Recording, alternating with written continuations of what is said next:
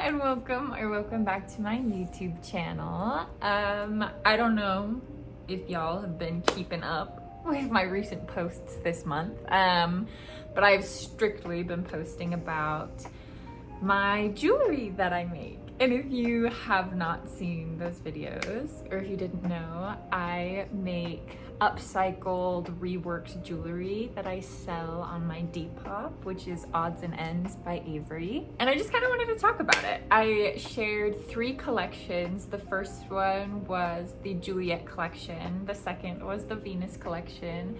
And then last I did the Guinevere collection. And I just kind of wanted to explain my process a little bit and explain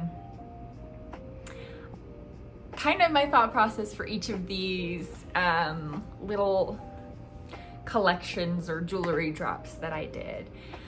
But first I wanted to talk about my jewelry in general. So I make upcycled, reworked jewelry.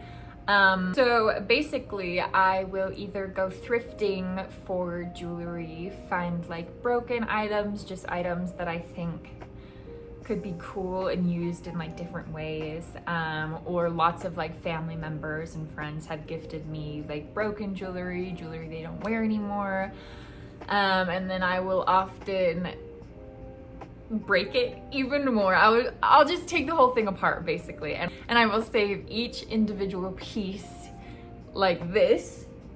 I have several like little containers like this in my little crafting table that has, let me try to show you.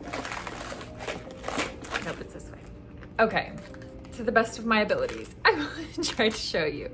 But it just has like different like sections. Like this is like silver chains from like different like necklaces that I'll like save, gold chains, all the like little hardware pieces. Even like if a necklace comes on like a little, I don't know if you can see that, I'll save like all of it. My goal is with making these jewelry pieces is to not have like trash. Like even like the little, I don't know if I'll be able to, like these, I save like everything and I will use these. I'll just try to use everything that I have to make these jewelry pieces. So sometimes chains won't match, or you can tell that this like cloth or whatever, you know, it's all made out of different little odds and ends, hence the name. So because each one of my pieces are made out of little odds and ends here and there, that means that a lot of my pieces, not even all of my pieces, are not recreatable because they are all like one of a kind. Sometimes, and I try to be clear in like my Depop listings, like if I went and bought something from like Michael's or whatever, it's not like intended for my jewelry making.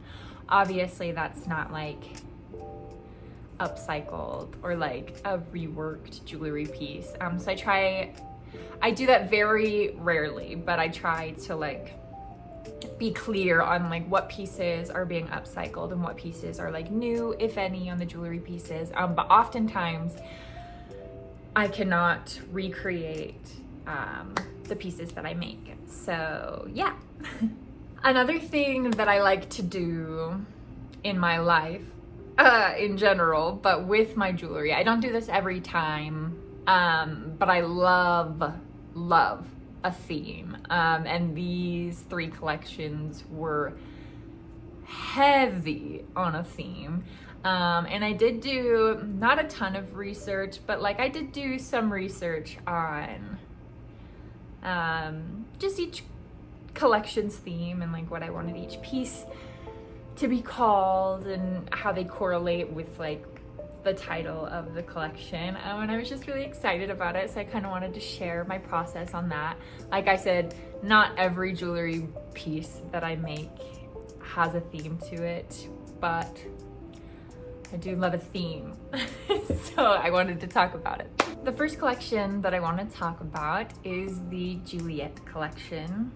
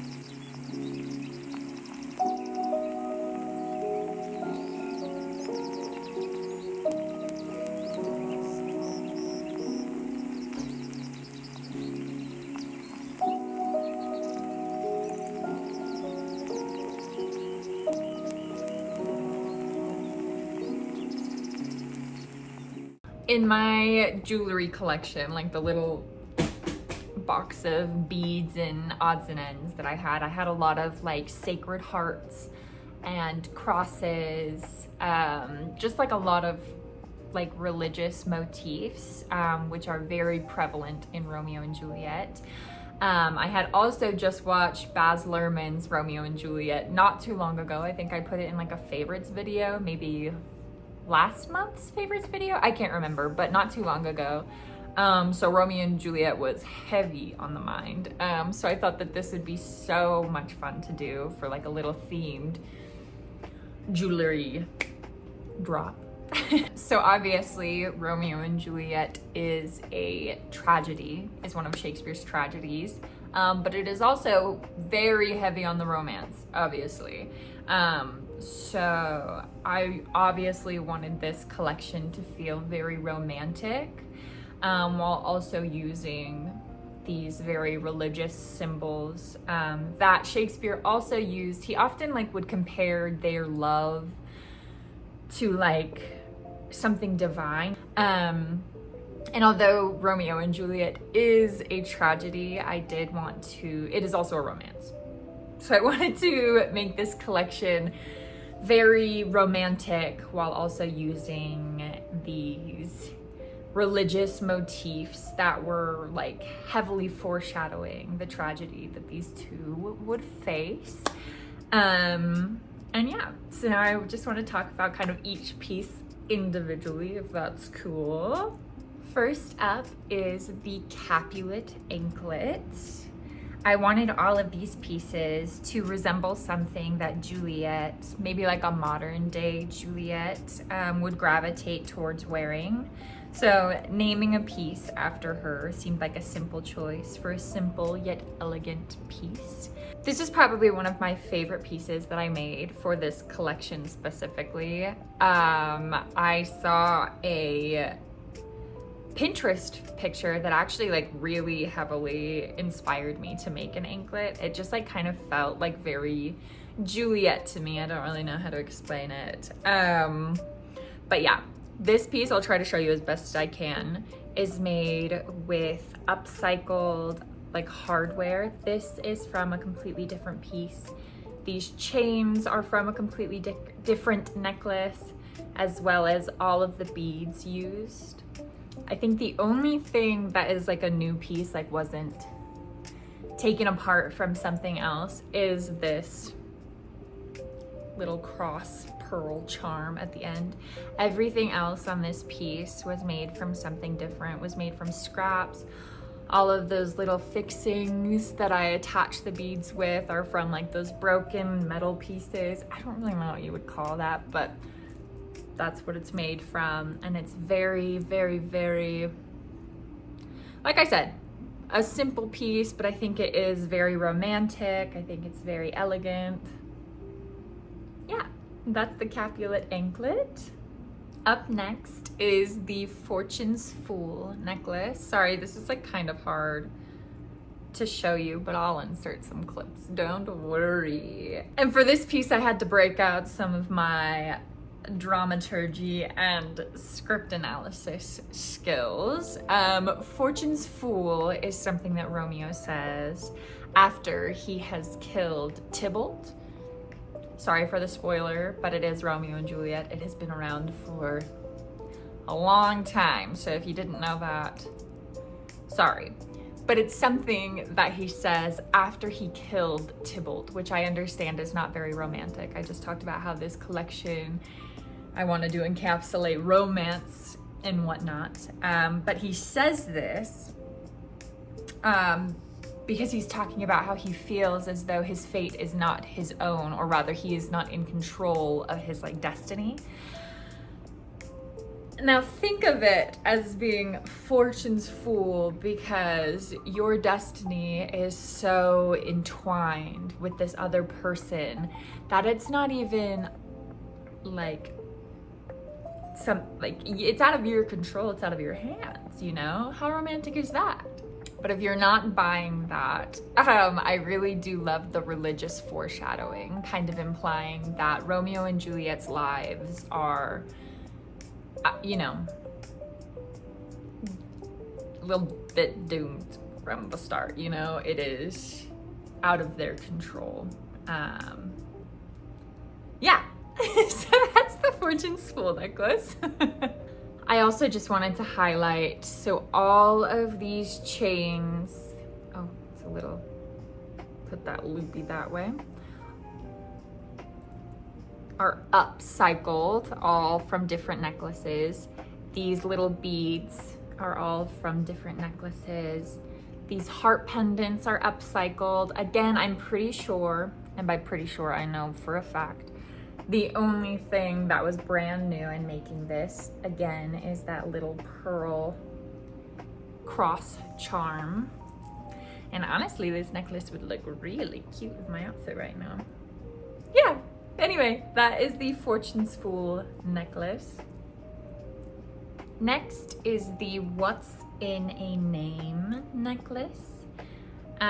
This is said by Juliet when she is talking about how, like, it really doesn't matter that Romeo is a Montague. She says later that a rose by a different name would still smell as sweet. I'm paraphrasing. But she's basically just saying that his name has nothing to do with his character or why I love him or this silly little family feud that we have. He's still Romeo to me. And I thought that that was so sweet and romantic, obviously. Little close up. Everything on this necklace, sorry, the glare is so bad, was upcycled or reworked, taken from another piece to create this one. Definitely was inspired by rosaries, definitely not a rosary. This is another one of my favorite pieces. These like yellow crystal, I don't think they're real citrine, but they definitely give like citrine vibes if that is something that you're into. A little Virgin Mary. Oop, if it'll focus. Cool. Little pendant, cross pendant. Very sweet, little delicate piece. And the last piece in this collection is the Star-Crossed Lovers necklace. This, you know, kind of ties into the Fortune's Fool line. The Star-Crossed Lovers essentially means that it's already been decided that their destiny is doomed for tragedy, that this relationship does not last. They are star-crossed lovers. It was written in the stars. It's out of their control, essentially. Like I said, the religious symbolism,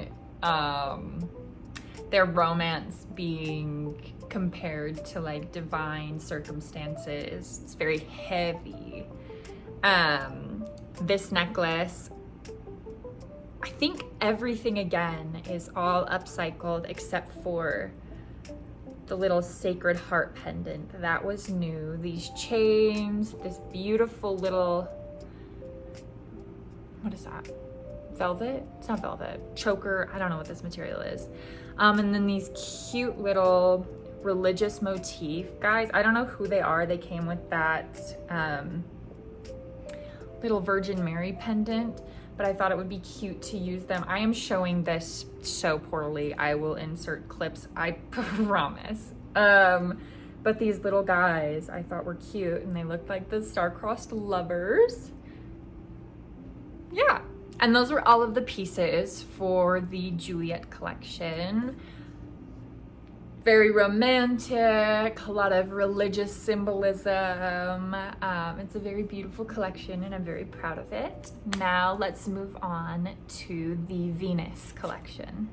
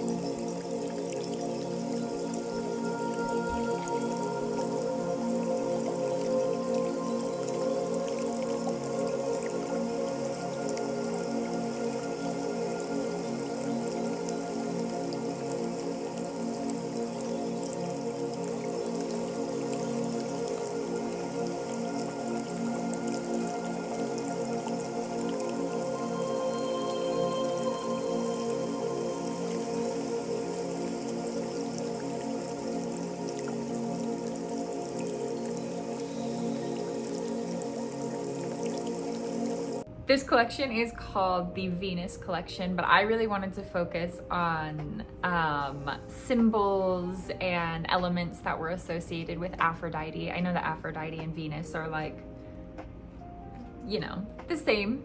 But I just thought Venus sounded a little bit better for the collection. So for example, I really wanted to use dolphins, seashells, doves, roses, mirrors, the color red and pink. All of those things are like very heavily associated with like Aphrodite. So I really wanted to incorporate those in the pieces as well as the like little promo video thing that I shot for this collection. Yeah. Ishtar was a powerful goddess in Mesopotamia. She was associated with love, fertility, and the planet Venus, excuse me. Allegedly, her worship spread, kind of evolving into, sorry, I'm looking at my notes, don't mind me. Eventually evolving into, forgive me if I pronounce this wrong, but Astarte, which then eventually led into the worship and the development of Aphrodite in Greece. I think that now is a good time to preface something. While I did do research, if my research is incorrect or just like not quite on the nose, I'm sorry. It also is not that deep.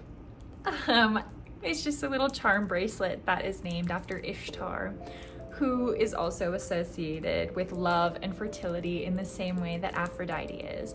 So if that is not the complete accurate evolution of like one goddess into another, that's okay. They just give the same vibe. But every single piece on this charm bracelet is taken from something else. I found this little shell on the beach in Puerto Penasco, Mexico. This is two little dolphins with like a little citrine stone in them because that's my birthstone, and this was a bracelet that I had when I was very, very young. So all of these are taken from some turtles. What else was here? Anyway, on a chain that's from something else, hardware's from something else. Yeah, so the whole thing is upcycled and reworked, and that is the Ishtar charm bracelet. The next piece in this collection that I want to talk about is the, again, forgive my pronunciation, I'm pretty sure it's pronounced Dione, the Dione or the Dione necklace. And I do not have it physically here with me, so I am unable to show it to you, but I will insert pictures. Somebody so sweet and so kind bought it, and they look beautiful in it. So Dione or Dione is the Titan goddess and the mother of Aphrodite. She is also thought to be like the feminine counterpart to Zeus. And something that I thought was a little bit of a fun fact, the priestesses who worshipped her were known as the doves, which I thought was so cute because, like I said earlier, doves are heavily associated with Aphrodite. So I thought that the priestesses who worshipped Aphrodite's mother being known as the doves was very cute and very fun. For this necklace, every green bead, every piece of hardware, everything except for the like pearl, the big pearl beads on it were upcycled. Those pearl beads were something that I bought for jewelry making purposes, not something that I like had reworked or got from like other, you get it. I don't need to explain what makes it new. You get it. But yeah, that is the Dione or Dione necklace. Sorry, I don't have it physically here to show you. All right, next up is the Hagia. Again, forgive my pronunciation, but I'm pretty sure it's pronounced Hagia. The Hagia necklace. And Hagia just means holy in Greek. That's so pretty. Now it doesn't have anything to do specifically with Aphrodite, but I just thought it was fitting because obviously she's a goddess. She's a holy being. And I thought it fit this necklace so perfectly. I just could die. Can you see Aphrodite wearing this? I could. Anyway, that's pretty much the backstory of this one. Every single thing on this necklace, except for these two pearls specifically, but the gold hardware on top, which I really would love for you to be able to see. This one is all in the details for me. This one was very like ethereal. All of these pieces, this collection was about ethereal goddess vibes, obviously. But this one is the most ethereal, in my opinion. But yeah, like I was saying, the only thing that is new on this necklace are these pearls specifically. The beautiful like gold hardware on top is upcycled. The hardware here is upcycled. All of the chains are upcycled. This beautiful little gold, I don't know what you would call this, but I love it. Upcycled, all of it's upcycled. What a steal. And lastly, for this collection, we have the Cythera necklace. Cythera is the birthplace of Aphrodite. It's where she washed up, the beach, the place she washed up on after being born of sea foam and other magical things. And in art and literature to this day, it is very heavily, Cythera is very heavily like entwined with like love and romance and stuff like that. So obviously perfect for Aphrodite or a Venus shoot. I also found this shell on the beach in Puerto Penasco, Mexico. We have another one of these beautiful little gold, I don't know what you call these, but beautiful. Again, everything on this necklace is 100% upcycled from other pieces of jewelry that I have found. We've got like some pinks going in. It's just very, again, can't you just see her wearing this? I can. Anyway, that is the last piece for the Venus collection. And now we are going to get into our very last collection that I have made, and it is the Guinevere collection.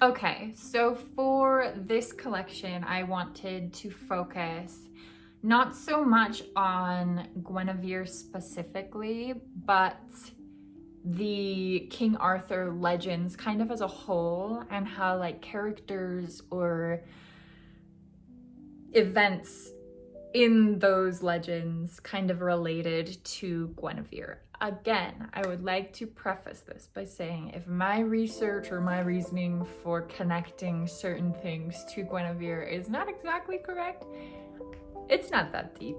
It's just an upcycled necklace that I decided to give a theme and loosely base it around Guinevere. Okay, so let's get into it. All right, first up in the Guinevere collection is the Merlin necklace. Now, it is said that Merlin was a powerful wizard, seer, and advisor to King Arthur. It is said that he could see into the future, which obviously helped aid Arthur in anything that he was planning on doing, you know. In some versions of King Arthur, it is also said that Merlin advised King Arthur on Guinevere. If you don't know the story of King Arthur, another spoiler for you. Guinevere has an affair with another knight of the Round Table named Lancelot, who was also maybe I'm incorrect in this. He was very close to Arthur, perhaps maybe even Arthur's best pal. I'm not really sure on that part, but they were close because they were all knights for King Arthur. So obviously this is a man that Arthur trusted, and obviously Arthur trusted his wife. But yeah, in one version of King Arthur, it is said that Merlin had warned Arthur about Guinevere. And Arthur obviously did not listen. Yay, okay. Now everything on this necklace, the wizard pendant, the black beads, each of those little hardware pieces are those like little pieces that I showed you earlier that look like trash, but I saved them and I used them like that. So everything on this necklace is upcycled and taken from other broken odds and ends here and there to make you this guy. And that's the Merlin necklace. Next up is the Excalibur necklace.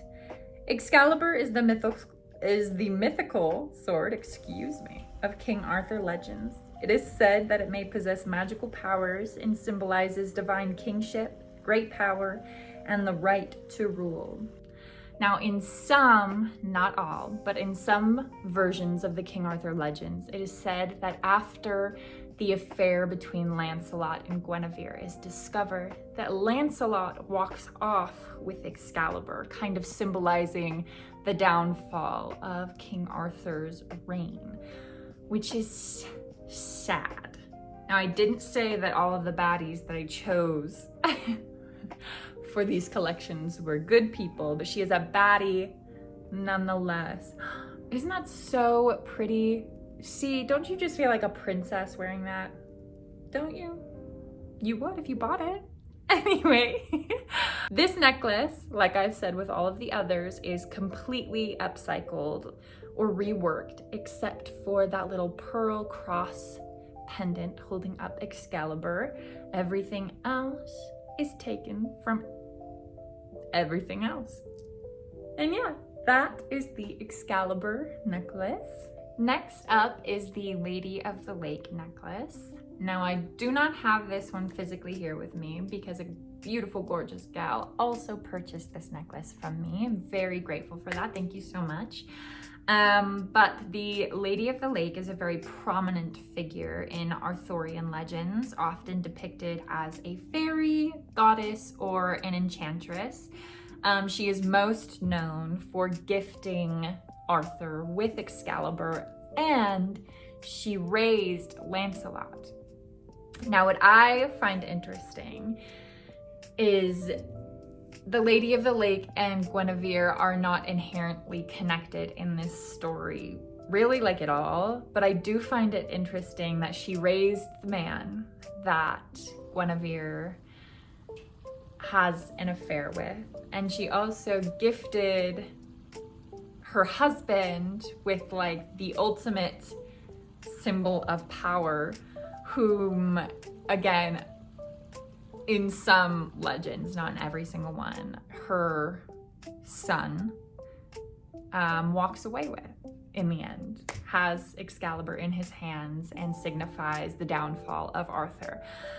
I'm sure you could go further with it and find out what that really means a lot more deep than just the surface level that I was like, pretty interesting, right? But I did not do that.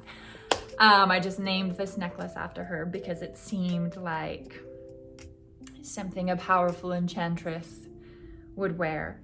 I believe nope, not everything on this necklace is upcycled. The Sacred Heart is brand new, and the pearls are new, but the stones, the chain, and the Excalibur sword are all upcycled from other necklaces or pieces that I had found thrifting. And last but not least, for the Guinevere collection, we have the Pendragon necklace. In Arthurian literature, the Pendragon title symbolizes strength, authority, or leadership over the realm. Pendragon is Arthur's last name. So it's Guinevere's last name. Guinevere Pendragon. Isn't that so pretty? I'm obsessed with everything that I've made. Yeah. This one's a little bit more simple. I called it Pendragon because it has a cute little dragon pendant. Every single thing on this necklace is upcycled and reworked from other pieces of jewelry. These are the same citrine. I don't believe they're actual citrine, but the same citrine beads that I used a lot in my Juliet collection. I think it looks so pretty, so regal, so kingly, if I might say myself, and I might. But yeah, that is the Pendragon necklace. And that was everything that I wanted to talk about in this video. I had so much fun making all of these pieces for these collections. I had so much fun shooting all of these pieces and coming up with like a cohesive, I guess, aesthetic for each one. I know I didn't really talk about that creative process so much in this video. This one was more about the jewelry pieces, but if you would like me to go into more of like a creative process for making those, I totally can. I have a lot of fun doing it, and I would have a lot of fun chatting to you about it. But yeah, if you wanted to check out my Depop, you totally can. I'll leave it in the description. I'll pop it up here. I'll say it out loud. It's depop.com/Avery, the letter K, and Holt, my name. But yeah, thank you for watching this video. Thank you for supporting me in any way, shape, or form. I love you. Have a good day.